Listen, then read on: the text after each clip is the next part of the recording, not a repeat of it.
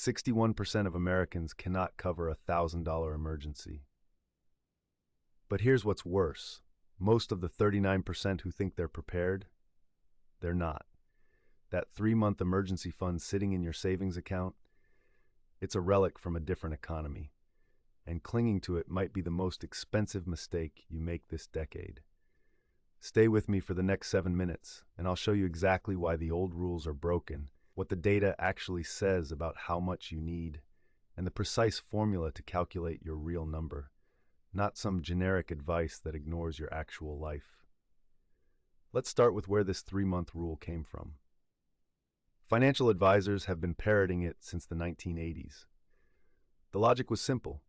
Most people could find a new job within 90 days, so save enough to cover that gap.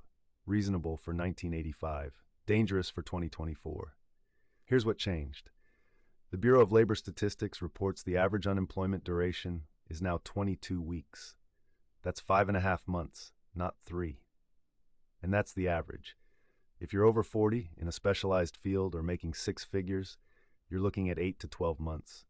I've seen the data. I've talked to the recruiters. 3 months gets you halfway to desperate. But wait, it gets worse. The 3-month rule assumes your emergency is just job loss. It's not. Real emergencies stack. You lose your job and your car breaks down. You get sick and your insurance denies the claim. Your roof leaks and your kid needs braces. Life doesn't send one problem at a time. It sends avalanches. A Federal Reserve study found that 40% of people who experience a financial emergency face a second one within 12 months. The 3-month fund, it assumes you're unlucky once. Reality assumes you're human. Let me show you numbers that should make you uncomfortable. The average American household spends $6,081 per month. That's $72,967 a year. A 3-month emergency fund means you've got $18,043 saved. Sounds solid until you realize Cobra health insurance alone costs $1,800 a month for a family. Your 3-month fund just became a 2-month fund, and you haven't paid rent yet. Now factor in inflation. Since 2020, your dollar buys 18% less. That emergency fund you built 3 years ago? It's already shrunk. You didn't spend it. The economy taxed it. So what's the real number? Here's the formula nobody wants to hear.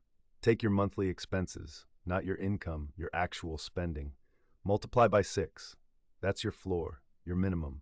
If you have kids, variable income, work in a volatile industry, or have any chronic health issues, multiply by 9 to 12. I know what you're thinking. That's impossible. That's tens of thousands of dollars.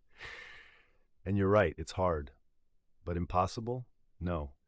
What's actually impossible is recovering from financial ruin when you had the chance to prevent it. Let me reframe this. You're not saving for an emergency. You're buying time.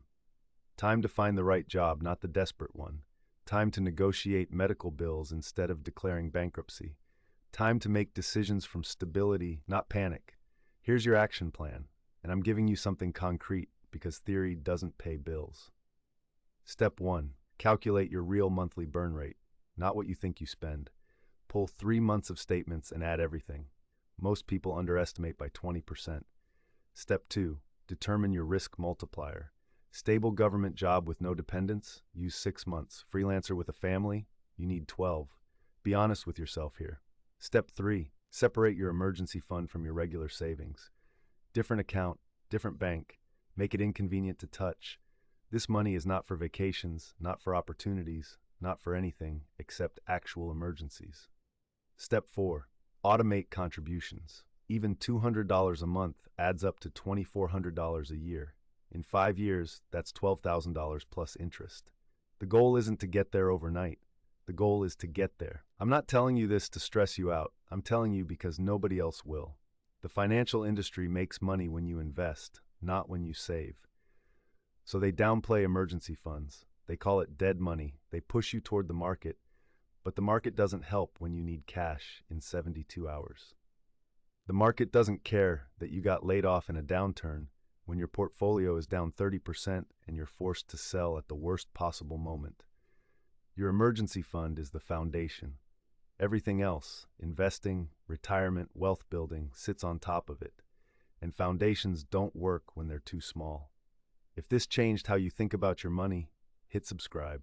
I drop videos every week, breaking down the financial strategies that actually work, not the stuff that sounds good on Instagram. Click the video on screen now to learn how to build wealth while everyone else panics. I'll see you there.